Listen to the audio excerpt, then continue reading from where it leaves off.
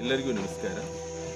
ಈ ದಿನ ನಾವು ಈ ವಿಡಿಯೋದಲ್ಲಿ ಈ ಉತ್ತರ ಕನ್ನಡ ಜಿಲ್ಲೆಯ ಜೊಯ್ಡಾ ತಾಲೂಕಿನ ಈ ಕುಂಬಾರವಾಡದಿಂದ ಸ್ವಲ್ಪ ದೂರದಲ್ಲಿ ಈ ಅನಸಿ ಅಂತ ಬರುತ್ತೆ. ಅನಸಿ ರಾಷ್ಟ್ರೀಯ ಉದ್ಯಾನವನ ನಿಮ್ಗೆ ಗೊತ್ತಿರ್ಬೋದು. 1987ರಲ್ಲಿ ಅನಸಿ ರಾಷ್ಟ್ರೀಯ ಉದ್ಯಾನವನ ಸ್ಥಾಪನೆ ಮಾಡ್ತಾರೆ. ಇಲ್ಲಿ ಜಸ್ಟ್ ಸ್ವಲ್ಪ ಕುಂಬಾರವಾಡ ಮತ್ತು ಅನಸಿ ಮಧ್ಯದಲ್ಲಿ ಬರುತ್ತೆ. ಸಾಮಾನ್ಯವಾಗಿ ಕುಂಬಾರವಾಡಕ್ಕೆ ತುಂಬ ಸಮೀಪವಾಗಿರ್ತದೆ. ಇಲ್ಲಿ ಆರ್ಕಿಡ್ ಸಸ್ಯ ಪಾಲನಾಲಯ ಇದೆ. ಸೊ ಇದನ್ನು ನಾವು ಈ ವಿಡಿಯೋದಲ್ಲಿ ನೋಡ್ಕೊಂಡು ಬರೋಣ. ಒಳಗಡೆ ಹೋಗ್ಬಿಟ್ಟು ಇದು ಅನಸಿ ನ್ಯಾಷನಲ್ ಪಾರ್ಕ್ ಅಂತ ಹೇಳ್ತು. Kali tiger reserve Dandeli. ಈ ಅನಸಿ ನ್ಯಾಷನಲ್ ಪಾರ್ಕ್ ಏನಿದೆಯಲ್ವ, ಅನಸಿ ರಾಷ್ಟ್ರೀಯ ಉದ್ಯಾನವನ ಏನಿದೆಯಲ್ವ, ಈ ಅನಸಿ ರಾಷ್ಟ್ರೀಯ ಉದ್ಯಾನವನ 1987ರಲ್ಲಿ ಸ್ಥಾಪನೆ ಮಾಡ್ತಾರೆ. ಈಗ ನಾವು ಈ ಆರ್ಕಿಡ್ ಸಸ್ಯ ಪಾಲನಾಲಯ ಏನಿದೆಯಲ್ವ, ಇದನ್ನು ನಾವು ಈ ವಿಡಿಯೋದಲ್ಲಿ ನೋಡ್ಕೊಂಡು ಬರೋಣ. ಇದು ಬೆಳಗಾವಿ ಕಾರವಾರ ರೋಡ್. ನೇರವಾಗಿ ಹೋದರೆ ಅನಸಿ ಕದ್ರಾ ಕಾರವಾರ ಹೋಗ್ತೇವೆ. ಹಾಗೆ ನಾವು ಈ ರೋಡಲ್ಲಿ ಹೋದರೆ ಕುಂಬಾರವಾಡ, ಜೊಯ್ಡಾ, ದಾಂಡೇಲಿ ಅಥವಾ ಬೆಳಗಾವಿ ಹೋಗ್ಬೋದು. ಇದು ಆರ್ಕಿಡ್ ಸಸ್ಯ ಪಾಲನಾಲಯದ ಆವರಣ. ನೀವೇನು ವೀಕ್ಷಣೆ ಮಾಡ್ತಿದ್ದಿಲ್ವಾ, ಈ ರೀತಿಯಾಗಿ ಇರ್ತಕ್ಕಂಥದ್ದು. ಸುತ್ತಲೂ ನಿತ್ಯ ಹರಿದ್ವರ್ಣ ಕಾಡುಗಳಿವೆ. ಹಚ್ಚ ಹಸಿರಿನಿಂದ ಕಂಗೊಳಿಸ್ತಾ ಇದೆ. ಅಲ್ಲಿ ದೂರದಿಂದ ಏನು ನೋಡ್ತಿದ್ದಿಲ್ಲ, ಅಲ್ಲೊಂದು ಚಿಕ್ಕದು ನದಿನೂ ಕೂಡ ಹರಿದಿದೆ. ಅದನ್ನೇ ಕೊನೆಗೆ ನೋಡೋಣ ನಾವು ಇದೇ ವಿಡಿಯೋದಲ್ಲಿ. ಈ ಆರ್ಕಿಡ್ ಸಸ್ಯ ಪಾಲನಾಲಯವು ಅರಣ್ಯ ಇಲಾಖೆಯ ಅಡಿಯಲ್ಲಿ ಇರೋದು.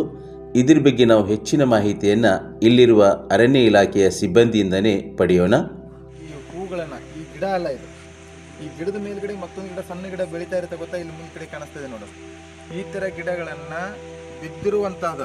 ಬಿದ್ದಿರುವಂಥಗಳನ್ನು ತೊಗೊಂಬಂದು ಇಲ್ಲಿ ಅವುಗಳನ್ನು ನ್ಯಾಚುರಲಾಗಿ ಹೆಂಗೆ ನೀವು ನರ್ಸರಿ ಗಿಡ ಬೆಳೆಸ್ತಾರಲ್ಲ ನಾವು, ಅದೇ ರೀತಿಯಾಗಿ ಈ ಆರ್ಕಿಡಗಳನ್ನು ಬೆಳೆಸ್ತಾ ಇದ್ದಾರೆ.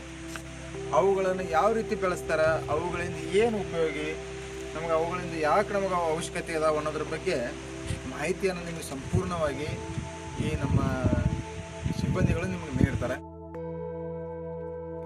ಈಗ ಒಳಗಡೆ ಹೇಗಿದೆ ಅಂತ ನೋಡೋಣ ಬನ್ನಿ. ಇದು ಎಂಟ್ರೆನ್ಸು. ನಾವೀಗೇನು ಹೋಗ್ತಾ ಇದ್ದೀವಲ್ಲ ಎಂಟ್ರೆನ್ಸು. ಈ ರೀತಿಯಾಗಿ ಒಳಗಡೆಯನ್ನು ಸಸ್ಯಗಳನ್ನು ಬೆಳೆಸ್ತಾ ಇದ್ದಾರೆ. ಇದು ಆರ್ಕಿಡ್ ಸಸ್ಯ ಪಾಲನಾಲಯ. ಇಲ್ಲಿ ವಿವಿಧ ಸಸ್ಯಗಳನ್ನು ಬೆಳೆಸ್ತಾರೆ. ಇದು ಕೂಡ ಪ್ಲಾಂಟ್ ನರ್ಸರಿ ಥರ ಇದ್ದರೂ ಕೂಡ ಇದು ಸ್ವಲ್ಪ ಡಿಫ್ರೆಂಟ್ ಆಗಿದೆ. ಹಾಗಾದರೆ ಇದ್ರ ಬಗ್ಗೆಯೂ ಕೂಡ ಹೆಚ್ಚಿನ ಮಾಹಿತಿಯನ್ನು ಅರಣ್ಯ ಇಲಾಖೆಯ ಸಿಬ್ಬಂದಿಯವರಿಂದ ಪಡೆಯೋಣ. ಆರ್ಕಿಡ್ ಅನ್ನೋದು ದೊಡ್ಡ ಮರ ಅಂತಲ್ಲ. ಈಗ ಜಂಗಲಲ್ಲಿ ಯೂಶುವಲಿ ನೀವು ತಿರುಗಾಡಿದ್ದೀರಲ್ಲ, ಬೆಳಗ್ಗೆಯಿಂದ ಸಾಯಂಕಾಲ ತಿರುಗಾಡಿ ಬಂದ್ರಲ್ಲಿ ಇವತ್ತು ಮುಂಜಾನೆ ನೀವು ಮರಗಳನ್ನು ನೋಡಿದ್ರಿ, ದೊಡ್ಡ ದೊಡ್ಡ ಮರಗಳನ್ನು ನೋಡಿದ್ರಿ. ಬಟ್ ಆರ್ಕಿಡ್ಸ್ ಅನ್ನೋದು ಜಸ್ಟ್ 1 ಮೀಟ್ರು 2 ಮೀಟ್ರ್ ಉದ್ದ ಇರುತ್ತೆ. ಇದರಲ್ಲಿ ಆರ್ಕಿಡ್ಸಲ್ಲಿ ಬಂದುಬಿಟ್ಟು ಟೋಟಲಿ 3 ಟೈಪ್ ಆರ್ಕಿಡ್ಸ್ ಬರ್ತವೆ. ಬೆಳೆಯೋರು ಈ ಪ್ರದೇಶದಿಂದ ಹೆಂಗೆ ಬೆಳಿತಾವೆ ಅನ್ನೋದ್ರ ಬರುತ್ತೆ. ಫಸ್ಟು ಆರ್ಕಿಡ್ ಬಂದುಬಿಟ್ಟು ಟೆರೆಸ್ಟ್ರಿಯಲ್ ಆರ್ಕಿಡ್ ಅಂತ, ನೆಲದ ಮೇಲೆ ಬೆಳೆಯುವಂಥದ್ದು ಆರ್ಕಿಡ್. ಅಂದರೆ ನೆಲದ ಮೇಲೆ ಬೆಳೆಯೋಂದರೆ ನಾರ್ಮಲ್ ಮರ ಹೆಂಗೆ ಬೆಳಿತಾವಲ್ಲ ಆ ಥರದ್ದು. ನೆಕ್ಸ್ಟ್ ಬಂದುಬಿಟ್ಟು ಪ್ಯಾರಾಸೈಟಿಕ್ ಆರ್ಕಿಡ್ಸ್ ಅಂತ ಎಪಿಫೈಟಿಕ್ ಆರ್ಕಿಡ್ಸ್ ಅಂತ ಬರುತ್ತೆ. ಎಪಿಫೈಟಿಕ್ ಆರ್ಕಿಡ್ಸ್ ಅಂದರೆ ಒಂದು ಆರ್ಕಿಡ್ ಇನ್ನೊಂದು ಮರದ ಮೇಲೆ ಬೆಳೆಯುತ್ತೆ, ಬಟ್ ಜಸ್ಟ್ ಫಾರ್ ಸಪೋರ್ಟ್. ಯಾವುದೇ ಏನು ನ್ಯೂಟ್ರಿಷನ್ಸನ್ನು ತೊಗೊಳ್ಳಲ್ಲ, ಆಹಾರವನ್ನು ತೊಗೊಳ್ಳಲ್ಲ, ಜಸ್ಟ್ಗೆ ಸಪೋರ್ಟ್ಗಾಗಿ. ಈಗ ಪ್ಯಾರಾಸೈಟ್, ಎಪಿಫೈಟ್ಸ್ ಅಂತ ಡಿಫ್ರೆನ್ಸ್ ಹೇಳ್ತೀನಿ ನಿಮಗೆ. ಪ್ಯಾರಾಸೈಟಿಂಗ್ ಅಂದರೆ ಆಲದ ಮರ ನೋಡಿದ್ದೀರಲ್ಲಪ್ಪ, ಇನ್ನೊಂದು ಮರದ ಮೇಲೆ ಬೆಳೆಯೋದನ್ನು ನೋಡಿದ್ರೆ ಆಲದ ಮರನ. ಆಲದ ಮರ ಏನಾಗುತ್ತೆ ಗೊತ್ತಾ, ಇನ್ನೊಂದು ಮರದ ಮೇಲೆ ಬೆಳೆಯುತ್ತೆ, ಆ ಮರನ ಸಾಯಿಸ್ಬಿಡುತ್ತೆ. ಸೊ ಅದು ಆಲದ ಮರ ಏನಾಗ್ಬಿಡುತ್ತೆ, ಅದೇ ಮೇನ್ ಪ್ಲ್ಯಾಂಟ್ ಆಗಿ ಕಾಣಿಸ್ಬಿಡುತ್ತೆ ನಮಗೆ. ಹೋಸ್ಟ್ ಪ್ಲ್ಯಾಂಟನ್ನು ಸಾಯಿಸ್ಬಿಡುತ್ತೆ. ಸೊ ಅದನ್ನ ಏನಂತೀವಿ, ಪ್ಯಾರಾಸೈಟ್ ಅಂತೀವಿ. ಅಲ್ಲಿ ಮರ ಇದ್ದದ್ದು ಏನಾಗ್ಬಿಡ್ತು, ಸತ್ತು ಹೋಗ್ಬಿಡ್ತು. ಬಟ್ ಈ ಆರ್ಕಿಡ್ ಏನು ಮಾಡುತ್ತೆ, ಸಾಯಿಸಲ್ಲ, ಜಸ್ಟ್ ಸಪೋರ್ಟಿಗೆ ಇಟ್ಕೊಳುತ್ತೆ. ಫುಡ್ಡು ತೊಗೊಳಲ್ಲ ಆ ಮರದಿಂದ, ಜಸ್ಟ್ ಅಂಥವಕ್ಕೆ ಎಪಿಫೈಟಿಕ್ ಆರ್ಕಿಡ್ ಅಂತ ಹೇಳ್ತೀವಿ. ಇನ್ನೊಂದು ಬಂದುಬಿಟ್ಟು ಲಿಥೋಫೈಟಿಕ್ ಆರ್ಕಿಡ್ ಅಂತ, ಕಲ್ಲಿನ ಮೇಲೆ ಬೆಳೆಯುವಂಥ ಆರ್ಕಿಡ್ಸು. ಈಗ 3 ಟೈಪ್ ಗೊತ್ತಾಯ್ತಿಲ್ಲ, ಯಾವ್ಯಾವ ಹೇಳ್ರಿ? ನೆಲದ ಮೇಲೆ ಬೆಳೆಯೋದು, ನೀವು ಕಾಮನ್ ಆಗಿ ಹೇಳ್ರಿ. ನೆಲದ ಮೇಲೆ ಬೆಳೆಯುವಂಥದ್ದು, ಮರದ ಮೇಲೆ ಬೆಳೆಯುವಂಥದ್ದು, ಕಲ್ಲಿನ ಮೇಲೆ ಬೆಳೆಯುವಂಥದ್ದು. ಇಷ್ಟ ಕಾಮನ್ ಇಲ್ಲ, ಇಂಗ್ಲೀಷ್ ಬ್ಯಾಡ್ ನಮಗೆ. ಇಷ್ಟರ ಅರ್ಥ ಆಗುತ್ತೆ ಎಲ್ಲೆಲ್ಲಿ ಬೆಳಿತಾವ ಅನ್ನೋದು. ಇದರಲ್ಲಿ ಮತ್ತೆ ಬಂದುಬಿಟ್ಟು 2 ಟೈಪ್ಸ್ ಬರ್ತಾವೆ ನೋಡಿರಿ. ಇದು ಸಿಂಪೋಡಿಯಲ್ ಆರ್ಕಿಡ್ ಅಂತ. ಆರ್ಕಿಡ್ ಕಾಣಿಸ್ತಿದೆ, ಸಿಂಪೋಡಿಯಲ್ ಅಂದರೆ ಇಲ್ಲಿ ಸುಮಾರು ಬಲ್ಬ್ಗಳಿದಾವೆ ನೋಡ್ರಿ. ಅದೇ ಇಲ್ಲ, ಇದು ಈ ಬಲ್ಬ್, ಇದು ಲೀಫ್, ಇದು ಕಾಂಡ ಇರುತ್ತಲ್ಲ, ಸ್ಟೆಮ್ ಅಂತೀವಲ್ಲ ನಾವು, ಗಿಡದ ಸ್ಟೆಮ್ ಅಂದರೆ ಇದು ಇಲ್ಲಿ ಬಲ್ಬ್ ಆಗಿ ಫಾರ್ಮ್ ಆಗಿದೆ. ಇದರಲ್ಲಿ ಇದು ರೂಟ್ಸ್. ಈ ರೂಟ್ಸು ಇಂಟರ್ ಕನೆಕ್ಟೆಡ್ ಇದಾವೆ. ಇದಕ್ಕೆ ಕನೆಕ್ಷನ್ ಐತಿ, ಇಲ್ಲೇ ಕಾಣಿಸುತ್ತಿಲ್ಲ, ಇಲ್ಲೆಲ್ಲ ಹಿಂಗೆ ಕನೆಕ್ಟ್ ಆಗಿರ್ತಾವೆ. ಹಿಂಗೆ ಮರದ ಮೇಲೆಲ್ಲ ಇದು ಹಬ್ಬಿಟ್ಟಿರುತ್ತೆ ಫುಲ್ ಈ ಥರದ್ದು. ಇದಕ್ಕೆ ಸಿಂಪೋಡಿಯಲ್ ಯಾಕಂತೀವಿ ಅಂದರೆ ಸುಮಾರು ಬಲ್ಬ್ಗಳಿದಾವೆ ಇಲ್ಲಿ. ನೆಕ್ಸ್ಟ್ ಬಂದ್ಬಿಟ್ಟು ಮೊನೋಪೋಡಿಯಲ್ ಆರ್ಕಿಡ್ ಅಂತ ಬರುತ್ತೆ. ಇದು ಮೊನೋಪೋಡಿಯಲ್ ಆರ್ಕಿಡ್. ಇದು ಕಾಣಿಸ್ತಿದೆಯಲ್ಲ ನಿಮಗೆ, ನೋಡ್ರಿ ಇಲ್ಲಿ ಬಲ್ಬ್ ಕಾಣಿಸ್ತಾವ, ಬಲ್ಬ್ ಇದಾವ. ನಂಗಂತೂ ಕಾಣಿಸ್ತಿಲ್ಲ, ನೀವು ತೋರಿಸಿ. ಬಲ್ಬ್ ಇದಾವ ಇದಕ್ಕೆ? ಇಲ್ಲ, ಬಲ್ಬ್ ಇಲ್ಲ ಇಲ್ಲಿ, ಆಯ್ತಾ. ಇದು ಇಲ್ಲಿ ರೂಟ್ಸೇ ಇಂಟರ್ ಕನೆಕ್ಟ್ ಆಗಿರುತ್ತೆ, ಡೈರೆಕ್ಟ್ ಹಿಂಗೆ ದೊಡ್ಡ ಬಂದಿರುತ್ತೆ. ಇದಕ್ಕೆ ಆರ್ಕಿಡ್ಸ್ ಅಲ್ಲಿ ಮೇನ್ ಸ್ಪೆಷಲ್ ಏನಂದ್ರೆ ರೂಟ್ಸ್. ಈ ರೂಟ್ಸ್ ಇಂದಾನೇ ನ್ಯೂಟ್ರಿಷನ್ಸು, ಫುಡ್ಡು. ಈಗಪ್ಪ ಇನ್ನೊಂದು ಮರದ ಮೇಲೆ ಬೆಳೆಯುತ್ತೆ, ಮತ್ತು ಫುಡ್ಡು ನ್ಯೂಟ್ರಿಷನ್ಸ್ ಎಲ್ಲಿಂದ ಸಿಗುತ್ತೆ? ಎಲ್ಲಿಂದ ಸಿಗುತ್ತೆ? ಆ ಗಿಡಕ್ಕಂತೂ ಹಾನಿ ಮಾಡಲ್ಲ. ಸೊ ಈ ರೂಟ್ಸ್ ಏನಿದಾವಲ್ಲ, ಗಾಳಿಯಿಂದ ನ್ಯೂಟ್ರಿಷನ್ಸು, ಫುಡ್ಡು, ನೀರು, ತನಗೇನು ಬೇಕೋ ಅದು ರೂಟ್ಸಿಂದನೇ ತಗೊಳುತ್ತೆ. ಸೊ ಏರಿಯಲ್ ರೂಟ್ಸ್ ಅಂತ ಬರುತ್ತೆ ಇದರಲ್ಲಿ. ಏರಿಯಲ್ ರೂಟ್ಸ್ ಅಂತ ಬರುತ್ತೆ. ರೂಟ್ಸ್ ಆರ್ಕಿಡ್ಸಲ್ಲಿ ರೂಟ್ಸ್ ಭಾಳ ವಾಸ್ಟ್ ಆಗಿರ್ತವೆ. ನೀವು ಹೊರಗಡೆ ನೋಡುವಂಥದ್ದು, ಇಲ್ಲಿ ಪಾಟ್ಸಲ್ಲಿ ಕಾಣಿಸಲ್ಲ ನಿಮಗೆ, ಹೊರಗಡೆ ನೋಡುವಂಥದ್ದು. ಮತ್ತೇನಾದರೂ ಡೌಟ್ಸ್ ಇದೆ ಇದರಲ್ಲಿ? ಕೆಲವೊಂದು ಆರ್ಕಿಡ್ಸ್ ಅಂದರೆ ಈಗ ಆರ್ಕಿಡ್ ಏನಾಗ್ಬಿಡುತ್ತೆ, ಇದು ಸತ್ತೈತೆ ಅಂತ ಅನ್ಕೋತೀವಿ. ಇಲ್ಲಿ ಆರ್ಕಿಡ್ ಈಗ ಇದು ಸತ್ತಿರಲ್ಲ, ಇದು ಡಾರ್ಮೆಂಟ್ ಸ್ಟೇಜಿಗೆ ಹೋಗುತ್ತೆ. ವಿಂಟರ್ ಸೀಸನ್ ಅದು ಕೆಲವೊಂದು ಆರ್ಕಿಡ್ ಕೆಲವೊಂದು ಸೀಸನಲ್ಲಿ. ಇದು ಆರ್ಕಿಡಲ್ಲಿ ಜನವರಿ ಹೋಗ್ಬೋದು, ಆ ಆರ್ಕಿಡ್ ಡಿಸೆಂಬರ್ ಹೋಗ್ಬೋದು, ಈ ಥರ. ಯಾಕಂದರೆ ಫುಡ್ ಕನ್ಸರ್ವೇಷನ್ ಮತ್ತು ನೀರು ಕನ್ಸರ್ವೇಷನ್. ಮರಗಳಿಗೆ ಎಲ್ಲಿ ಉದುರ್ತಾವಿಲ್ಲ, ನೋಡಿದ್ರಿ ಇಲ್ಲ? ಮರ ಎಲ್ಲಿ ಯಾಕೆ ಉದುರ್ತಾವ? ಯಾಕೆ ಉದುರ್ತಾವ ಅನ್ನೋದು ಗೊತ್ತಿತ್ತು ನಿಮಗೆ? ಮರ ಅದು ಕನ್ಸರ್ವ್ ಮಾಡ್ಕೋತೆ, ಫುಡ್ಡು ಮತ್ತು ವಾಟರನ್ನ ಸ್ಟೋರೇಜ್ ಮಾಡ್ಕೋಬೇಕಲ್ಲ ಬೇಸಿಗೆ ಕಾಲದಲ್ಲಿ. ಸೊ ಆ ಪ್ರೊಸೆಸ್ಸಲ್ಲಿ ಇದರಲ್ಲಿ ಆಗುತ್ತೆ. 62 ಆರ್ಕಿಡ್ಸ್ ಸ್ಪೀಸೀಸ್ ಅಂದರೆ ಥರದ್ದು. ಈಗ ನಾ ಹೇಳಿದ್ನಲ್ಲ, ಸೀತಾದಂಡೆ ಒಂದು ಥರದ್ದು, ಇಲ್ಲಿ ಬೇರೆ ಥರದ್ದು ಇದೆ, ಅದು ಬೇರೆ ಸ್ಪೀಸೀಸು. ಈಗ ಇದು ಬಿ ಆರ್ಕಿಡ್ ಅಂತ ಹೇಳ್ತೀವಿ, ಅಂದರೆ ಇದು ಹನಿ ಬಿ ಇರುತ್ತಲ್ಲ, ಹನಿ ಬಿ ಜೇನುಹುಳ ಥರದ್ದು ಆರ್ಕಿಡ್ ಇದು. ಅಲ್ಲಿ ಜೇನುಹುಳದ ಥರ ಬರುತ್ತೆ. ಅಲ್ಲಿ ಬುಕ್ಲೆಟ್ ಇಲ್ವಾ? ಬುಕ್ಲೆಟ್ ಕೊಡ. ಅಷ್ಟೇ, ಅಲ್ಲಿ ನೆಲದ ಮೇಲೆ ಬೆಳೆಯುವಂಥ ಆರ್ಕಿಡ್ಸನ್ನು ನಾರ್ಮಲ್ ಪಾಟಲ್ಲಿ ಮಣ್ಣು ಹಾಕಿ ಆರ್ಕಿಡನ್ನು ನಾವು ಇಡ್ಬೋದು. ಈಗ ಎಪಿಫೈಟಿಕ್ ಹೆಂಗೆ ಇಡ್ತೀರಾ? ಮರದ ಮೇಲೆ ಬೆಳೆಯುವಂಥದ್ದು, ಅದು ಗಾಳಿ ಬೇಕು ಮತ್ತು ಖುಲ್ಲಾ ಬೇಕು. ಅದು ಬೇರೆ ಗಿಡದ ಮೇಲೆ ಬೆಳೆಯುವಂಥ ಆರ್ಕಿಡ್ಸ್ಗೆ ಫುಲ್ ಗಾಳಿ ಬೇಕು, ಹೌದಿಲ್ಲ? ಸೊ ಇಲ್ಲಿ ಗಾಳಿ ಪಾಸ್ ಆಗುತ್ತೆ. ಮರದ ಮೇಲೆ ಬೆಳೆಯುವಂಥದ್ದು ಇನ್ನೊಂದು ಮರಕ್ಕೆ ಅಟ್ಯಾಚ್ ಆಗಿರುತ್ತೆ. ಸೊ ನಾವೇನು ಹಾಕಿದ್ದೀವಿ ಇದಕ್ಕೆ? ಮರದ ತೊಗಟೆ ಸಿಗೋದು ಕಷ್ಟ ಅಲ್ಲ ತುಂಬ ನಮಗೆ. ಮನೇಲಿ ಹಂಚಿರುತ್ತೆ, ಹಂಚು ಏನಿದು ತೆಂಗಿನ ನಾರ್ದು ಚಿಪ್ಪು, ತೆಂಗಿನ ಗರಿ, ಅದನ್ನು ಇಲ್ಲಿ ನಾವು ಪಾಟಿಂಗ್ ಮಿಕ್ಸರ್ ಆಗಿ ಯೂಸ್ ಮಾಡಿ. ಇದಕ್ಕೆ ಇದು ಮಿಕ್ಸ್ ಮಾಡ್ಕೊಂಡಿರ್ತಾರೆ, ಇದ್ಲು, ಹಂಚು, ಮಂಗಳೂರು ಟೈಲ್ಸು. ಯಾಕಂದರೆ ಇದು ಸ್ವಲ್ಪ ಸ್ಪೇಸ್ ಕ್ರಿಯೇಟ್ ಮಾಡಲಿಕ್ಕೆ ಮತ್ತು ಅದು ಗಾಳಿ ಓಡಾಡಲಿಕ್ಕೆ ಕ್ರಿಯೇಟ್ ಮಾಡಿದ್ವಿ. ಈ ಪಾಟ್ ಈ ಥರ ಫಿಲ್ಲಿಂಗ್ ಮಾಡ್ಕೊಂಡಿದ್ದೀವಿ. ಅರ್ಥ ಆಯ್ತಾ ಇದು? ಇದನ್ನು ನಾವು ಟೈಗರ್ ಆರ್ಕಿಡ್ ಅಂತ ಹೇಳ್ತೀವಿ. ಯಾಕಂದರೆ ಈ ಫ್ಲವರ್ ಮೇಲೆ ಸ್ಟ್ರೈಪ್ಸ್ ಇದಾವೆ ನೋಡಿ, ಸ್ಟ್ರೈಪ್ಸ್ ಕಾಣಿಸ್ತಿದೆ. ಟೈಗರ್ ಮೇಲೆ ಸ್ಟ್ರೈಪ್ಸ್ ಇರ್ತಾವಲ್ಲ, ಗೆರೆ ಗೆರೆ ಗೆರೆ, ಆ ಥರದ್ದು ಕಾಣಿಸುತ್ತೆ ನೋಡ್ರಿ. ಈ ಥರ ಟೈಗರ್ ಆರ್ಕಿಡ್ ಅಂತ ಹೇಳ್ತೀವಿ ನಾವು ಇದನ್ನ ಪರ್ಲ್ ಆರ್ಕಿಡ್ ಅಂತ ಹೇಳ್ತೀವಿ. ಪರ್ಲ್ ಆರ್ಕಿಡ್ ಮುತ್ತು ಪೋಣಿಸಿದಂಗೆ ಇದೆ ನೋಡ್ರಿ, ಪರ್ಲ್ ನೆಕ್ಲೆಸ್ ಅಂತಾನು ಹೇಳ್ತಾರೆ ಇದಕ್ಕೆ ಆರ್ಕಿಡ್ಗೆ.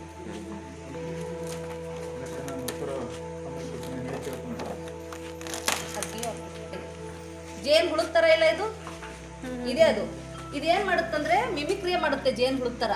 ಇಲ್ಲಿ ಬಂದು ಜೇನ್ ಹುಳ, ಇದು ನೋಡ್ರಿ ಗಾಳಿ ಹಿಂಗೆ ಅಳಿಗಾಡ್ತಿತ್ತಿಲ್ರಿ, ಜೇನ್ ಹುಳ ಆಯ್ತಂತ ಹೇಳಿ ಇನ್ನೊಂದು ಜೇನ್ ಹುಳ ಬಂದು ಮೇಟ್ ಮಾಡಿ ಅದು ಪೊಲಿನೇಷನ್, ಅಂದ್ರೆ ಪೊಲಿನೇಷನ್ ಪರಾಗಸ್ಪರ್ಶ ಆಗುತ್ತೆ ಅದು.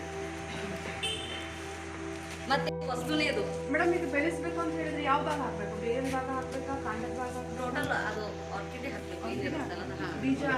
ಬೀಜ ಇಲ್ಲ, ಬೀಜದಿಂದ ಆಗ್ಲಿಕ್ಕೆ 4-5 ವರ್ಷ ತಗೊಳುತ್ತೆ. ಸೊ ಇದು ಡೈರೆಕ್ಟ್ ಹಿಂಗೆ ಮಾಡ್ತಾರೆ.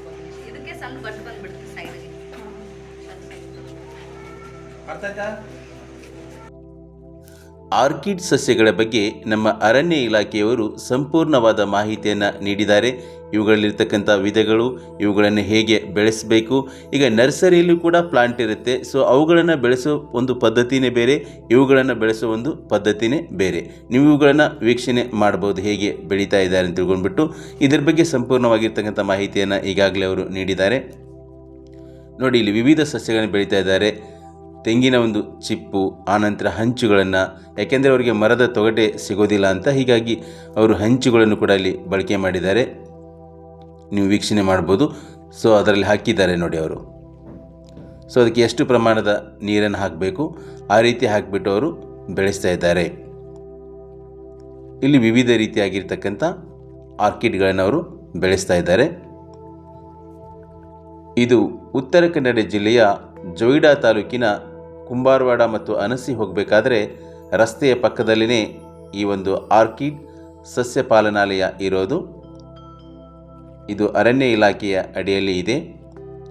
ಇಲ್ಲಿ ವಿವಿಧ ರೀತಿಯಾಗಿರ್ತಕ್ಕಂಥ ಆರ್ಕಿಡ್ಗಳನ್ನು ಅವರು ಬೆಳೆಸ್ತಾ ಇದ್ದಾರೆ. ನೋಡಿ, ಒಂದಕ್ಕಿಂತ ಒಂದು ತುಂಬ ಭಿನ್ನವಾಗಿದೆ. ಇಲ್ಲಿ ಹಲವಾರು ರೀತಿಯಾಗಿರ್ತಕ್ಕಂಥ ಇಲ್ಲಿ ಆರ್ಕಿಡ್ಗಳನ್ನು ಅವರು ಬೆಳೆಸ್ತಾ ಇದ್ದಾರೆ. ನೀವು ಅವುಗಳನ್ನು ನೋಡಿದರೆ ಗೊತ್ತಾಗುತ್ತೆ.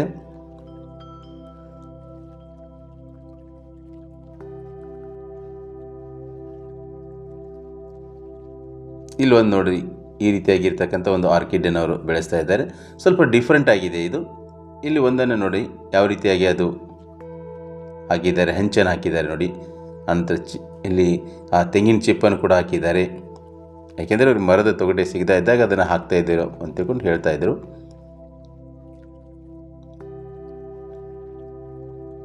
ಇದೆಲ್ಲ ಆರ್ಕಿಡ್ ಸಸ್ಯಗಳು. ಸೊ ಒಂದು ಸಸ್ಯಗಿಂತ ಒಂದು ಸಸ್ಯ ಏನಿದೆ ಅಂದರೆ ಇಲ್ಲಿ ಆರ್ಕಿಡಲ್ಲಿರ್ತಕ್ಕಂಥ ಸಸ್ಯಗಳು ಭಾಳ ಡಿಫ್ರೆಂಟ್ ಸಸ್ಯಗಳನ್ನು ಏನು ಮಾಡಿದ್ದಾರೆ, ಅವರು ಹಾಕಿದ್ದಾರೆ. ಈಗ ನಾವು ನರ್ಸರಿಯಲ್ಲಿ ನೋಡಿದರೆ ಏನು ಮಾಡ್ತಾರೆ, ಒಂದೇ ರೀತಿಯಾಗಿರ್ತಕ್ಕಂಥ ಸಸ್ಯಗಳನ್ನು ಒಂದೊಂದು ಬೆಡ್ಡಿಗೆ ಹಾಕಿರ್ತಾರೆ. ಬಟ್ ಇಲ್ಲಿ ಹಾಗಿಲ್ಲ, ಎಲ್ಲ ಡಿಫ್ರೆಂಟಾಗಿ ನೋಡಲಿಕ್ಕೆ ಸಿಗ್ತಾ ಇತ್ತು ನಮಗಲ್ಲಿ. ಒಂದೇ ಬೆಡ್ಡಲ್ಲಿ ನೋಡಿದರೂ ಕೂಡ ಅದು ಒಂದೇ ರೀತಿಯಾಗಿರ್ತಕ್ಕಂಥ ಆರ್ಕಿಡ್ಗಳನ್ನು ಹಾಕಿಲ್ಲ, ಅವರು ಬೇರೆ ಬೇರೆ ಡಿಫ್ರೆಂಟ್ ಆಗಿರ್ತಕ್ಕಂಥ ಆರ್ಕಿಡ್ಗಳನ್ನು ಹಾಕಿಬಿಟ್ಟು ಅಲ್ಲಿ ಬೆಳೆಸ್ತಾ ಇದ್ದರು. ಆರ್ಕಿಡ್ ಸಸ್ಯ ಪಾಲನಾಲಯದ ಮುಂದುಗಡೆ ವಿಶಾಲವಾಗಿರ್ತಕ್ಕಂಥ ಮೈದಾನ ಪ್ರದೇಶವಿದೆ. ಹಾಗೆ ಸುತ್ತಲೂ ನಿತ್ಯ ಹರಿದ್ವರ್ಣ ಕಾಡುಗಳಿದೆ. ಇದರ ಪಕ್ಕದಲ್ಲಿಯೇ ಒಂದು ಚಿಕ್ಕ ನದಿ ಹರಿದಿದೆ. ನಾವು ಅದನ್ನು ನೋಡೋಣ. ನೋಡಿ, ಈ ರೀತಿಯಾಗಿ ಮಾಡಿದ್ದಾರೆ. ಸೊ ಆರ್ಕಿಡ್ ಪಕ್ಕದಲ್ಲಿನೇ ಪಕ್ಕದಲ್ಲಿ ಈ ರೀತಿಯಾಗಿ ಚಿಕ್ಕದಾಗಿರ್ತಕ್ಕಂಥ ಒಂದು ನದಿ ಹರಿಯುತ್ತೆ. ನೋಡಲಿಕ್ಕೆ ತುಂಬ ಸುಂದರವಾಗಿ ಅನಿಸುತ್ತೆ. ಏನು ನೀವು ಕಟ್ಟಡ ನೋಡಿದಿಲ್ಲ, ಸೊ ನಾವು ಅದರ ಮೇಲ್ಗಡೆ ನಿಂತ್ಕೊಂಡ್ಬಿಟ್ಟು ಈ ನದಿಯನ್ನು ವೀಕ್ಷಣೆ ಮಾಡ್ಬೋದು. ಮೇಲ್ಗಡೆ ನಿಂತ್ಕೊಂಡು ಅಥವಾ ಕುಳಿತುಕೊಂಡು ಈ ನದಿಯನ್ನು ನಾವು ವೀಕ್ಷಣೆ ಮಾಡ್ಬೋದು. ಇದು ಆರ್ಕಿಡ್ ಸಸ್ಯ ಪಾಲನಾಲಯದ ಪಕ್ಕದಲ್ಲೇ ಈ ನದಿ ಹರಿದಿರೋದು. ನೋಡಲಿಕ್ಕೆ ತುಂಬ ಸುಂದರವಾಗಿದೆ. ನಾವು ಮೇಲ್ಗಡೆಯಿಂದನೂ ಕೂಡ ಇದನ್ನು ವೀಕ್ಷಣೆ ಮಾಡ್ಬೋದು. ನಾನು ಈಗೇನು ಫಸ್ಟ್ ತೋರಿಸಿದ್ನಲ್ವಾ, ಸೊ ಅಲ್ಲಿಂದನೂ ಕೂಡ ಇದನ್ನು ವೀಕ್ಷಣೆ ಮಾಡ್ಬೋದು. ನೋಡಿ, ಅದು ಹಚ್ಚ ಹಸಿರಿನಿಂದ ಕಂಗೊಳಿಸ್ತಕ್ಕಂಥ ಅರಣ್ಯ ಹೇಗೆ ಕಾಣಿಸ್ತಾ ಇದೆ. ನಿತ್ಯ ಹರಿದ್ವರ್ಣ ಕಾಡುಗಳು ಸದಾ ಹಸಿರಾಗಿರ್ತಾವೆ.